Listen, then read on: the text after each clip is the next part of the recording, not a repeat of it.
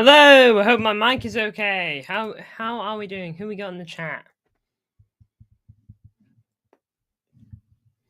Give Rodri and Diaz contract, but Silva has to leave. Plymouth's last two games have been against Man City and Hull, the biggest clubs in England. Hello, Arteta's mighty challenges and fuming at Man City concept of the blue wall upset. Man City, please give Rodri and Ruben Diaz a new contract. Well, big up to everyone who's tuning in. We got a bit to talk about, it's safe to say. We do have a bit to talk about. So, I want to start. Obviously, the three players are in the thumbnail are obviously topics: Diaz, Bernardo, and Rodri. What's the blue wall? Is a stadium capacity update City are doing. I believe it'll take the stadium up to like 60k. I think. I don't actually know much about it, if I'm being honest. I know it's happening. And I know City apparently think it'll be open in like 2026 July.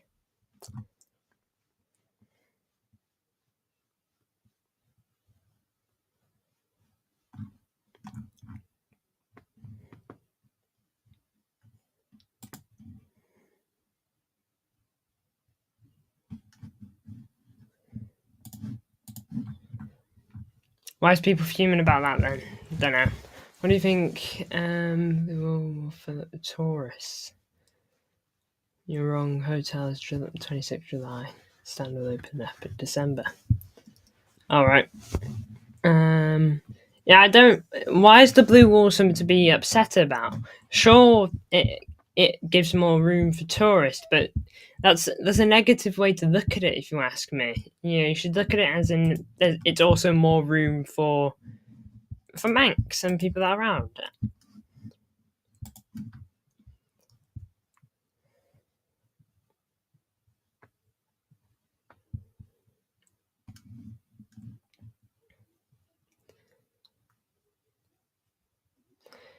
Because it will be a tourist stand that will be half empty every game. If it is specifically for tourists, then I understand the anger a little bit. The clubs aren't allowing Manx. If that's true, then yeah, I think it should be looked at. But like I said, I don't know much about this blue wall stuff, so I need to look into it properly.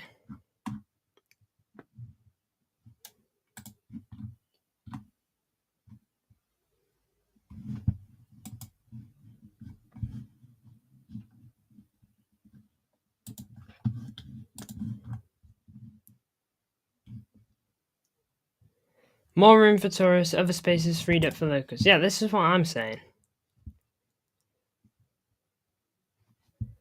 Where have you read that, Arteta? Because that seems really unlikely. Alright, but anyway, we'll talk about Blue Wall later, because I did want to mention it. The Blue Wall, but we'll talk about that a little later. For now, I do want to start with Sam Lee. Sam Lee's dropped a bunch of new news recently. So, just go from here. Yeah, this will do. Atmosphere isn't going to get worse for the tourist stand. It's going to stay the same, but more people in the stadium, never a bad thing. Yeah, I feel like we're looking at it in the wrong way, if I'm being honest, lads. Well, I think people are looking at it negatively. A stadium getting bigger should never be criticized, because let's say this stand is specifically for tourists. Yes, that's a bit annoying. Yeah, don't get me wrong. I don't like that if that's the case. Let's just say it is. But that means tourists, when they book, they're probably more likely to book for that, meaning the spots that they would usually book become open, and the spots that they usually book have always been open to more local people. Meaning, ultimately, it does get more in. A blue wall which will consist of exclusively tourists that overpaid for their tickets, sold off to... It's a big slap in the face. 70k. Real fans on a Leicester season ticket.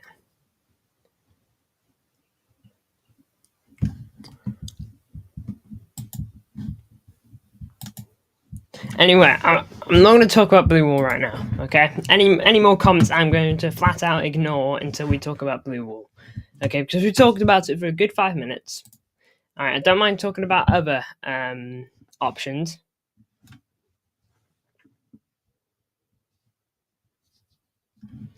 Yeah, I'll gladly talk about other options, or other topics. But we spent most of it here, okay?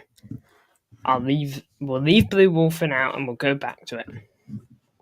Anyway, so Sam Lee, okay, I can't find any of it on here for some reason, but like City Extra, I don't think they're just going to lie and say that Sam Lee said this, but then he actually hasn't. So I believe that this is true. Bernardo Silva's contract / future is dealt by summer basis due to previous desires to leave. Now, if you don't know, quick rundown: Bernardo Silva for like the last few seasons, since I'd say the summer of 2021 when Jack Grealish joined City, he's always been rumored to leaving the club. I believe it was like Barcelona in the summer of Jack Grealish, Atletico Madrid the next, and then last season he signed a new contract, which basically confirmed the situation. But yeah, for Bernardo, look, for me, I think it's time to probably part ways, whether he wants to leave or not. If it's me, I don't think he's bad. I still think he has something to offer. But I think maybe it is possibly time to just maybe call it. I love Bernardo. You know, he's given so many years to the club. 2 more seasons and he'd be on 10. So, you know, he's been at the club for many, many years and has contributed in a lot of ways. He's had some brilliant football seasons, some brilliant moments for City. For me, I think I'm more leaning on the edge of him to leave than to stay. I think he will stay, by the way. It's just if it was me.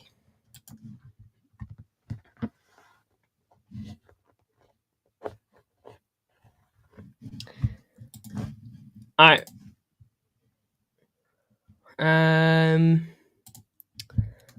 Just timing you out for 5 minutes, Arteta, because you're just talking about the same stuff.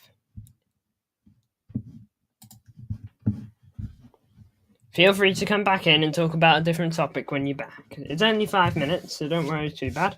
You know, go get a drink, maybe get food, talk to a couple of people. You know, do as you wish. But in 5 minutes, feel free to pretend. I hope KDB goes to Man United. I don't. If he's going to be going anywhere, it's got to be either Saudi, MLS, a different club that offers him a lot of money, or City. That's my honest thoughts on it. Now then, this is an interesting one. Ruben Diaz. Now then, how old is Ruben Diaz now? Ruben Diaz, 27. He's 28 this year, so you know he's not getting on, but for a footballer, he's in that like kind of prime area of his time now. You know, he's in that prime status. You know, but this season's been a frustrating one. We all know that as City fans, and it looked like he was going to be getting a new contract. But looks like that got called short because the renewing of the squad in January, you know, spending about 200 million in Jan. No glimpse. KDB will never go to those. Do you want your players to go to Saudi or a top 5 league? Yeah, I think this.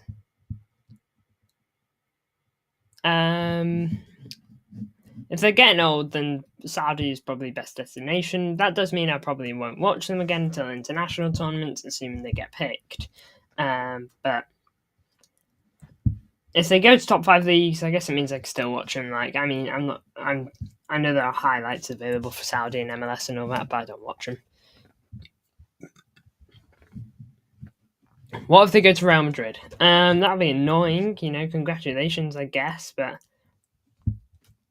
that'd be annoying that you left us to go to Real Madrid. Yeah, it's like, oh, thanks.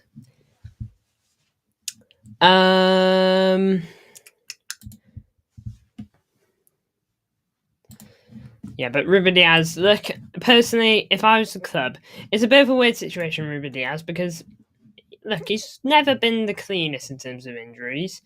Okay, since he joined City, his first season he was immaculate. Second season he was essentially fine, but got knocked out for a few games. Third season got one main one, but he was there when it really mattered for us from that February period onwards. This season though, it's been a whole nother problem. He just can't seem to stay fit. It's almost like watching John Stones, in no offense to him. He's on 4 injuries this season, and we've only just entered March.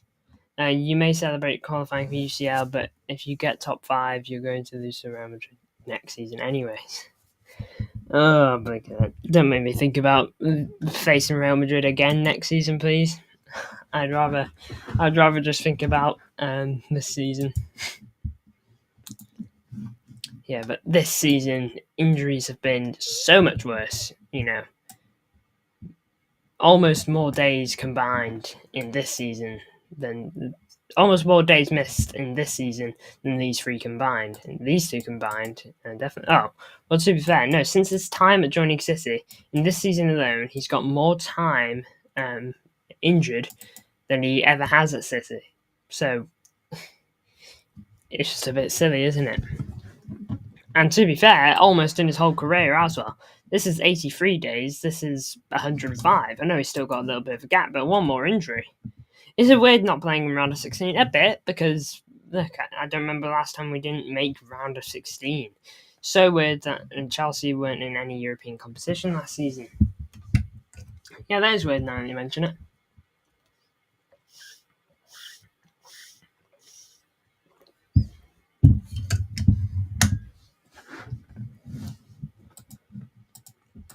Yeah, but Ruben Diaz, hopefully this season is just a weird one, and it's just another reason why this season has gone so badly. Hopefully none of this will come into play next season. And if it does, hopefully it's only like this. No more than this. But, yeah, look, if I was the club, I would personally give him a new contract.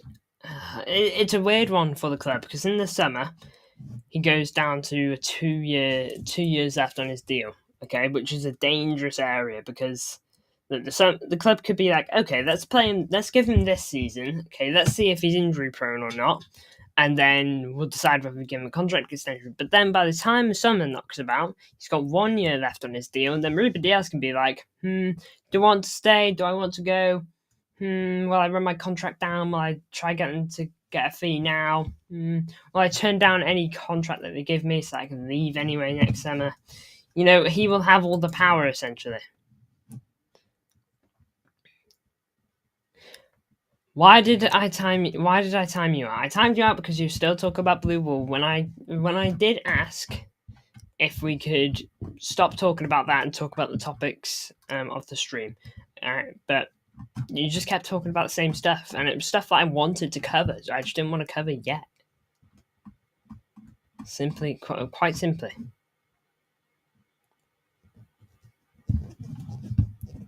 I understand that, Arteta, but please respect my wishes.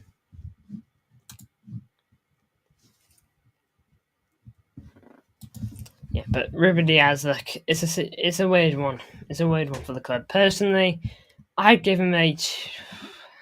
I don't even know. I think I need to think about it more. Rodri. Now then, not really a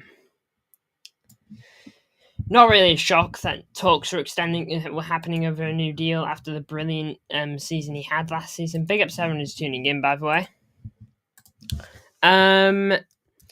Score prediction for Saturday. Optimistic 2-1 win. Ruben Diaz should be a future captain. I agree. Cadet hates UCL format. Alright, look, I never said I hate it. Okay, I just think it was unnecessary. Is my, and I think I am more to disliking it than to liking it. I think group stage is perfect, and I will say that next season, even if we're top of the table.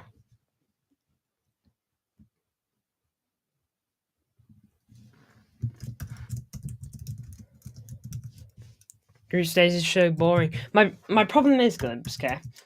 You know, a big thing that people say about the new UCL format and why it's so great, and all that is because like big games happening in the early stages of the competition. Like Real Madrid played Liverpool on like match day 6. City played PSG on like match day 5. You know what I'm trying to say. Okay, big games happening in the early stages. I say that's great, but for me, that tastefulness of seeing those early games, those early big games so early, that tastefulness will bitter out eventually. It will become the norm, and that appreciation that you had for the big knockout games, you know, City playing Madrid in a Champions League semi-final, you know, that magic won't be as powerful because you've probably already seen City play Real Madrid. And if you haven't seen City play Real Madrid, you've already seen Real Madrid play Liverpool and Barcelona and Bayern Munich and PSG and Juventus along the way because of the group stage, because of the new league phase included. I think it's mainly a money move, to be honest.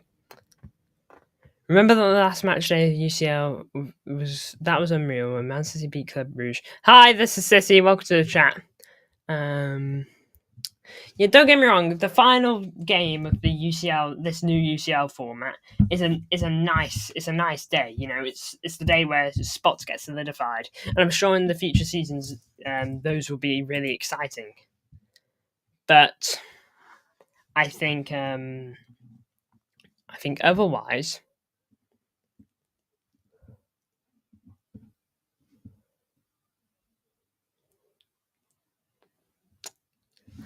Sorry, just my mind just stopped. Yeah, I think everything else though. And don't get me wrong, that final day is a great day. And I'm sure we'll see future seasons where it's even better.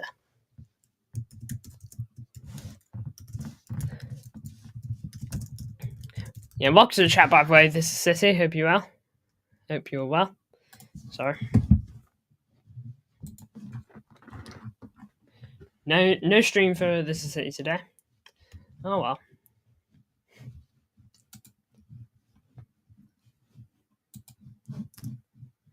Sure, you'll be back tomorrow probably.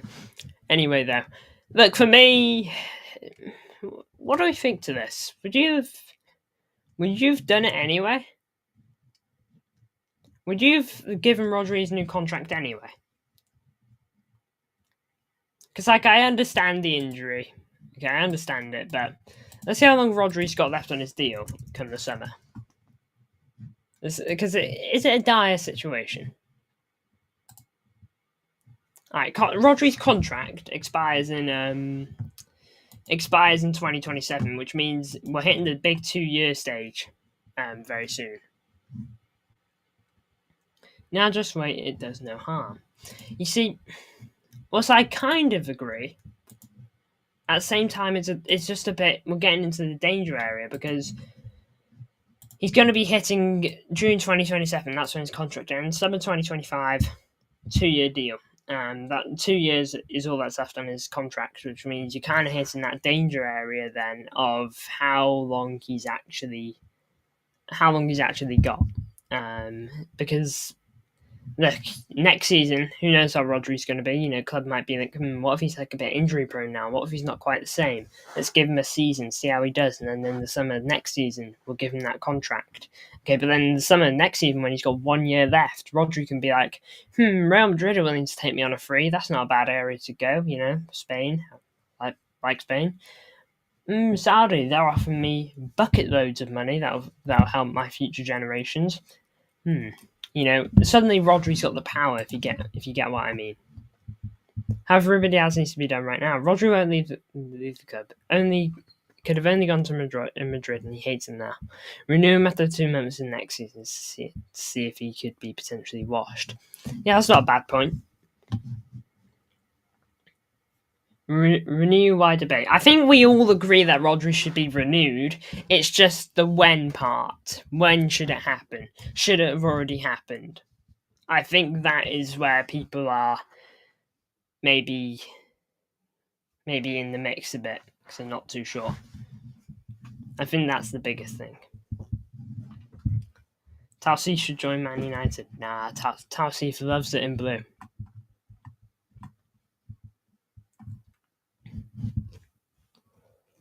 World Cup group stage though is great. That's different.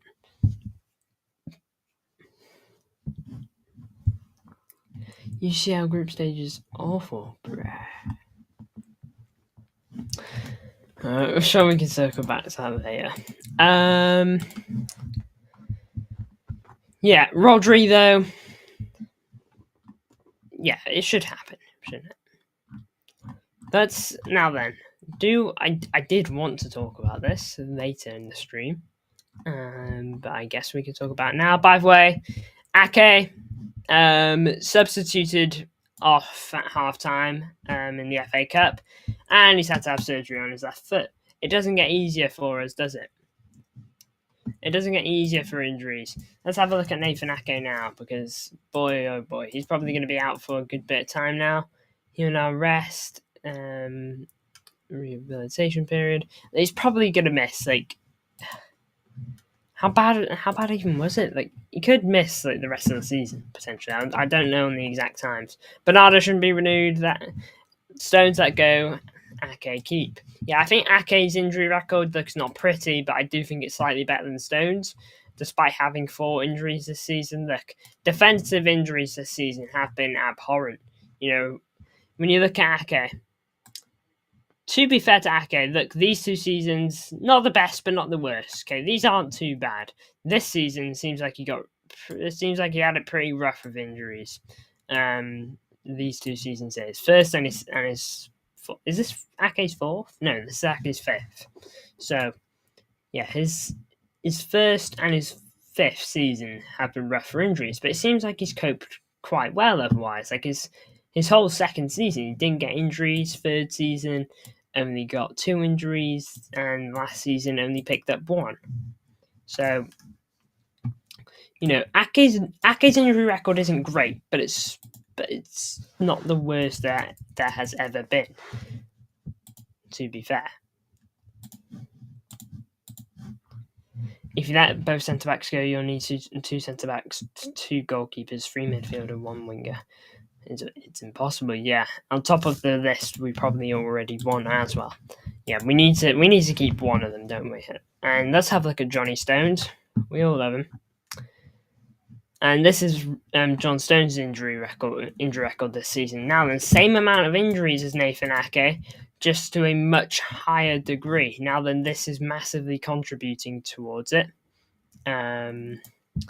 But yeah, he's going to miss essentially the rest of the season, John Stones. He may be returning right at the end of it. I think John Stones is probably the guy that's got to go between them, like we've basically already said. Don't sign Cambiasso. Don't. Yeah, everything I'm seeing for that injury record is really worrying. Last 3 injuries are reoccurring. Yeah, that sounds like a one-way trip. Look at Kirk's injury record. I was astonished on stream. You know what? Let's have a look. I bet you it's clean. How old is he? 21. Very young. Yeah, clean. Wow. And how much football has he played? I know he's been quite crucial for Bournemouth. Overall balance, so no injuries ever in almost 200 games of football. That's not too bad, especially as the years have gone by. The volume of games has gone up. So fair play. Fair play indeed. We should be eyeing up. Someone's got to be eyeing up this guy, you know. He obviously seems like a top player. I don't know why, but he thinks of playing for Liverpool. I don't know why. I could see him in a Liverpool kit if I'm being completely honest.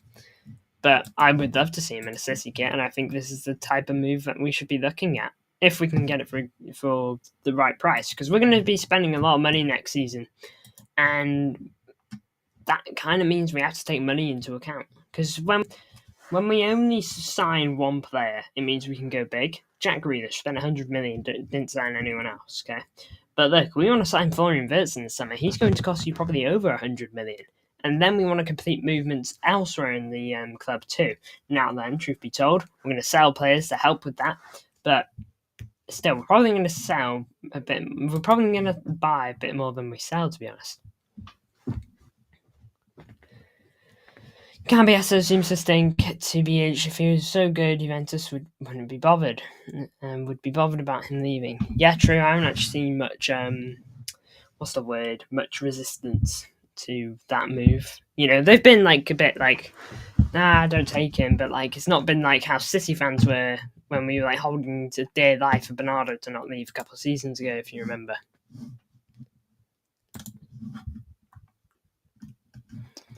But yeah, look, good thing is about Kirkes as well. In terms of positions played, he has played over his career in the three positions that Cambiasso has, which is, look, he's dipped into the midfield. I believe Cambiasso's done it here, but he's dipped into midfield before. Now, bear in mind, this is across his whole career. Majority at the left back and a little bit at the right back, specifically one game. So, you know, take that with a pinch of salt. Who cares about injuries? That's partly what's ruined our defense this season. You know, like have you looked at the injury records of the players that I've just gone through? So I will gladly go through them again. John Stones, 4 injuries this season, 144 days out. Nathan Ake, 4 injuries this season, and bear in mind he's just had surgery, which is going to keep him out even longer. Okay, 82 days so far. You know, that's 4 injuries this season, potentially 5 when you include the surgery. Rodri speaks for itself, the ACL. And Ruben Diaz, 4 injuries this season, over 80 days out. Injuries have completely cooked us. I was Feyenoord equaliser back today on Twitter. Oh my goodness. I don't think I've seen that. We need Wirtz more than anyone. We have our CDMs in Roger and Nico. We have a few players that could play as an 8. We have wingers galore. Juma Bar coming back on loan for another centre-back, but no Cam. We do need Wirtz. Wirtz should be a priority. We should be working on Wirtz now, because if Real Madrid comes sniffing, that deal is going to become so much harder. Not necessarily because Wirtz's eyes will start having love hearts on them when he sees Real Madrid, but it's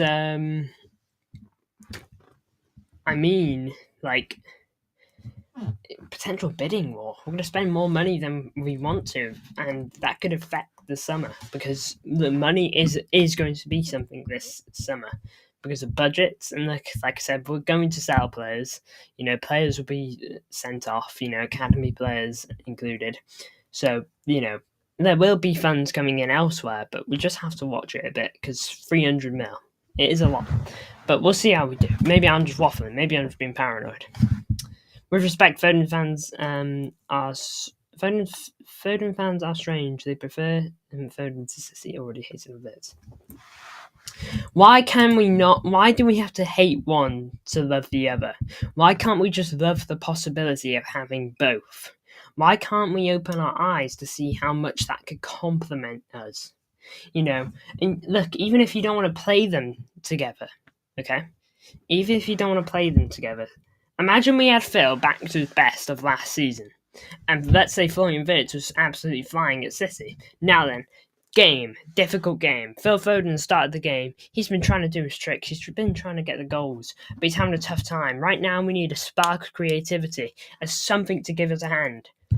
Substitute bench. Wirtz comes on. One of the most creative cams this season and in the world right now. He comes on, game changes. We now have a creative outlet as opposed to a goal-scoring out there. I'd like to agree. I think that's a very good deal if we can get that. Now other way round. We're in a game. Virtus tricks just not quite working. He's whipping in balls and we just can't seem to finish him off. All right. Substitute. Phil Foden comes on. Goes and scores a banger.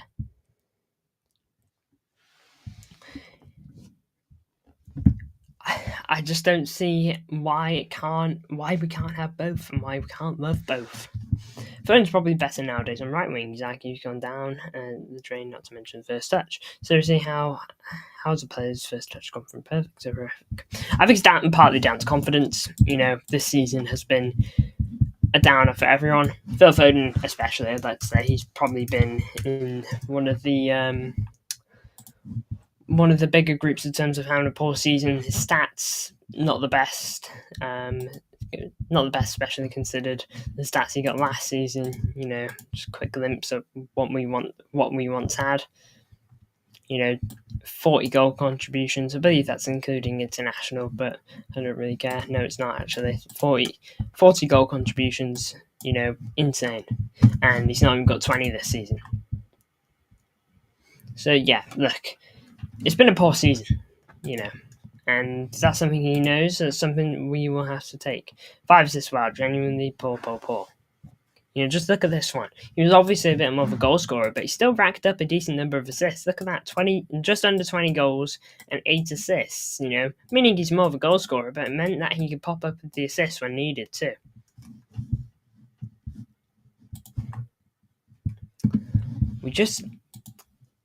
He needs complimenting, okay? And that's not necessarily a bad thing. I'm not dissing Phil when I say, like, when he's playing well, the squad is playing well. When the squad is playing well, he's playing well, more specifically. It's not a diss. This season's been bad for most of our players. Some players can definitely take their head held high. Savinho, Vardy, Haaland. Some certain individuals can leave this season with their head held high thinking, bad season, but me, myself, I didn't do too bad. Now, probably not the best way to look at it. It's a team game. Everyone feels the same way. No trophies will be a downpour if we don't win. Will be a downer if we don't win. Must start fresh next season. And start next season well. Yeah, what Foden could do next season is a good first game. Getting a goal, maybe. Even if it's not the best goal ever. Just getting a goal in the back of the net, starting as he means to continue. And no injuries at the start of season 2. Because if you remember, Phil Foden wasn't available for a while in the beginning. I believe he got an illness as well. It just wasn't going his way. But hopefully... but Phil Foden needs a good start, and I think if Phil Foden starts well, he will do that as he means to continue. But I think the longer it goes on, the longer maybe the goal drought goes on for Phil Foden, maybe he'll be like, maybe it'll start getting to his head, and maybe he just won't be able to get it. Okay, but if he can start well, that's the main thing. But look. He has to refresh himself over the summer. Yeah, take a holiday.